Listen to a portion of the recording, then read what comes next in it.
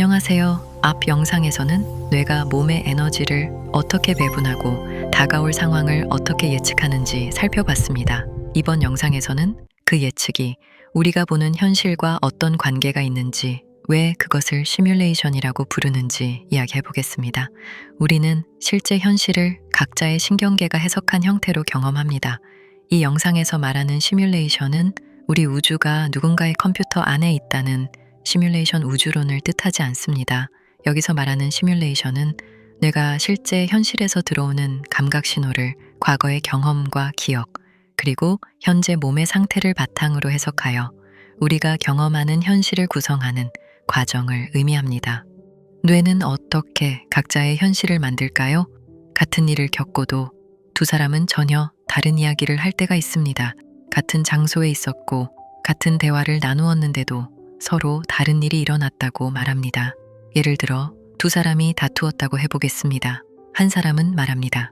나는 너를 이해시키려고 목소리를 높였어. 다른 사람은 말합니다. 나는 네가 나를 공격한다고 느꼈어. 그렇다면 둘 중 누구의 말이 진실일까요? 사실 두 사람은 서로 다른 것을 말하고 있습니다. 한 사람은 자신의 의도를 말합니다.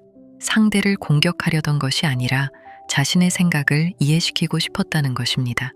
다른 사람은 자신의 경험을 말합니다. 상대의 높은 목소리가 자신에게는 공격처럼 느껴졌다는 것입니다. 이 두 가지는 서로를 부정하지 않습니다. 나는 공격할 의도가 없었다. 그리고 나는 공격받는 것처럼 느꼈다. 이 두 문장은 동시에 참일 수 있습니다. 실제로 목소리가 높아졌다는 사건이 있었고 그 행동을 한 사람의 의도도 존재하며 그 행동을 받아들인 사람의 경험도 존재합니다.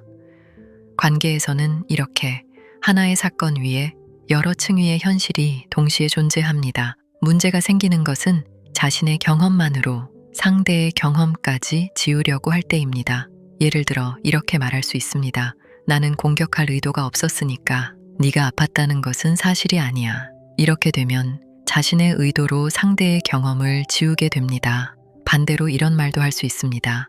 내가 공격받았다고 느꼈으니까 너는 분명 나를 공격하려고 했어. 이 역시 자신의 감정만으로 상대의 의도까지 단정하는 것입니다. 우리는 자신의 감정과 의도에는 비교적 직접 접근할 수 있습니다. 하지만 상대의 마음은 직접 들여다볼 수 없습니다. 우리는 상대의 말과 표정, 행동과 목소리를 보고 그 사람의 의도를 추론할 뿐입니다. 그리고 그 추론에는 언제나 나의 과거가 함께 들어갑니다. 과거의 높은 목소리 뒤에 공격을 경험했던 사람은 비슷한 상황에서도 먼저 위험을 느낄 수 있습니다. 반대로 목소리를 높여 토론하는 환경에서 자란 사람은 같은 목소리를 공격이 아니라 열정이나 적극적인 표현으로 받아들일 수도 있습니다. 두 사람은 같은 소리를 들었습니다. 하지만 같은 현실을 경험한 것은 아닙니다. 그렇다면 우리가 경험하는 현실은 무엇일까요? 우리는 흔히 눈으로 본 것이 그대로 뇌에 전달되고 귀로 들은 것이 그대로 인식된다고 생각합니다. 하지만 감각기관이 전달하는 것은 현실 전체가 아닙니다. 빛과 소리, 압력과 온도처럼 현실의 일부를 신경 신호로 바꾸어 전달할 뿐입니다. 뇌는 이 제한된 감각에 과거의 경험과 기억을 더합니다. 여기에 현재 몸의 상태와 주변 상황의 맥락까지 함께 사용합니다. 그리고 지금 내 앞에 무엇이 있는지, 이 상황이 어떤 의미인지 끊임없이 추론합니다. 뇌과학에서는 이러한 과정을 내부 모델, 생성 모델, 예측 처리 등으로 설명합니다. 이처럼 뇌가 감각과 기억을 바탕으로 현실을 예측하고 구성하는 과정이 바로 뇌의 시뮬레이션입니다.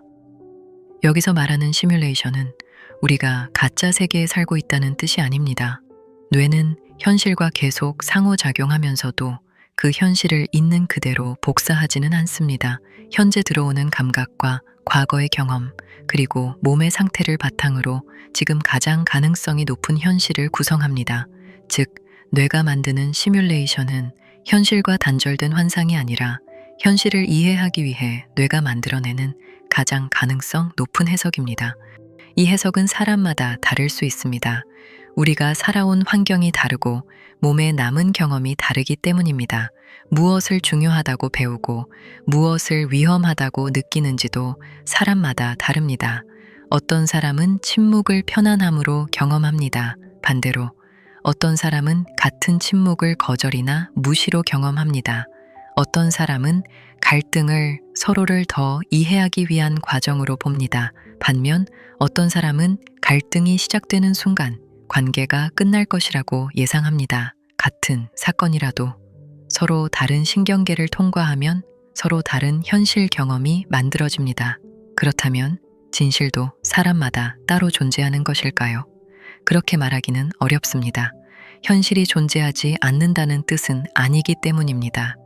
다만 우리는 현실 전체를 아무런 관점 없이 직접 경험할 수는 없습니다. 각자의 몸과 감각, 기억과 언어를 통해 현실을 경험합니다. 그래서 진실이 사람마다 다른 것이 아니라 진실에 접근하는 방식과 좌표가 서로 다른 것입니다. 우리가 가진 것은 현실 그 자체가 아니라 현실에 대한 각자의 모델입니다. 어떤 모델은 현재의 증거를 더 잘 설명하고 새로운 정보가 들어왔을 때 더 유연하게 수정됩니다. 반대로 어떤 모델은 과거의 경험을 현재에도 계속 반복해서 적용하기도 합니다.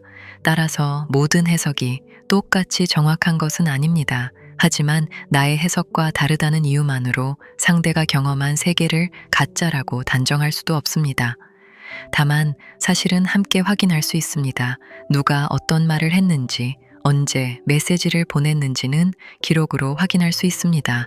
하지만 기록만으로는 그 말의 의도와 의미, 그리고 상대에게 어떤 경험이 되었는지까지 하나로 결정할 수는 없습니다. 그래서 우리는 몇 가지를 구분할 필요가 있습니다. 사건은 확인할 수 있습니다. 감정은 내가 직접 경험한 것입니다. 상대의 의도는 내가 추론한 것입니다. 그리고 관계의 의미는 두 사람이 함께 만들어가는 것입니다. 이 구분이 가능해지면 이렇게 말할 수 있습니다. 네가 그렇게 경험했다는 것은 인정해. 하지만 내가 의도한 것은 그것과 달라. 또는 나는 이 일을 다르게 이해하고 있어. 하지만 내 해석이 너의 경험을 지우는 것은 아니야. 이것은 상대에게 무조건 동의하는 태도가 아닙니다. 내 판단을 포기하는 것도 아닙니다. 상대의 경험은 인정하되 그 사람의 해석을 곧바로 나의 진실로 받아들이지 않는 것입니다. 우리는 상대의 내면을 직접 볼 수 없습니다.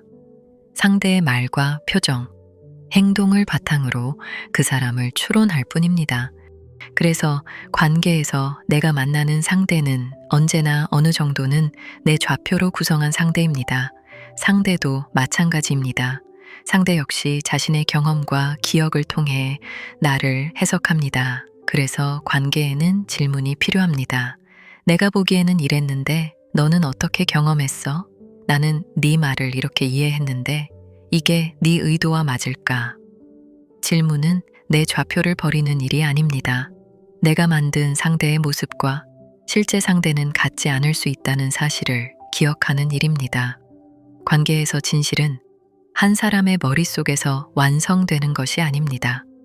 각자가 경험하고 관찰한 것을 내놓고 서로의 좌표를 비교하며 어떤 설명이 지금의 사건과 관계를 더 잘 설명하는지 함께 찾아가는 과정입니다. 우리는 모두 같은 현실과 접촉합니다. 하지만 그 현실을 각자의 감각과 경험을 통해 구성합니다. 그래서 내가 경험한 세계는 분명 나에게는 실제입니다. 하지만 그것이 현실 전체와 같다고 말할 수는 없습니다. 상대가 경험한 세계 역시 나와 다르다는 이유만으로 거짓이라고 말할 수도 없습니다. 우리가 할 수 있는 일은 서로의 좌표를 비교하며 어떤 해석이 지금의 사건과 관계를 더 정확하게 설명하는지 함께 살펴보는 것입니다. 이것은 진실을 없애자는 말이 아닙니다. 누구도 자신의 관점을 진실 전체로 고정하지 않는 태도입니다. 그리고 이 지점은 불교에서 말하는 공과도 이어집니다. 공이란 우리가 보고 붙잡은 하나의 모습이 조건과 관계를 떠나 독립된 실체로 존재하지 않는다는 뜻에 가깝습니다. 나의 관점도 내가 살아온 조건 속에서 만들어졌습니다. 상대의 관점도 그 사람이 살아온 조건 속에서 만들어졌습니다.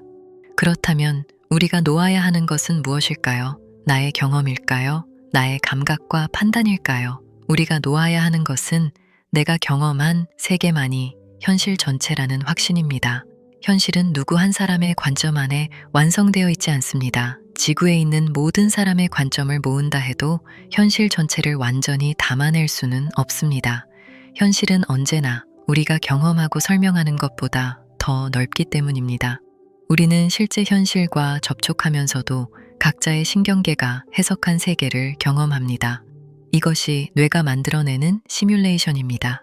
그래서 우리가 할 수 있는 일은 서로 다른 좌표를 통해 같은 현실을 조금씩 더 알아가는 것입니다. 감사합니다.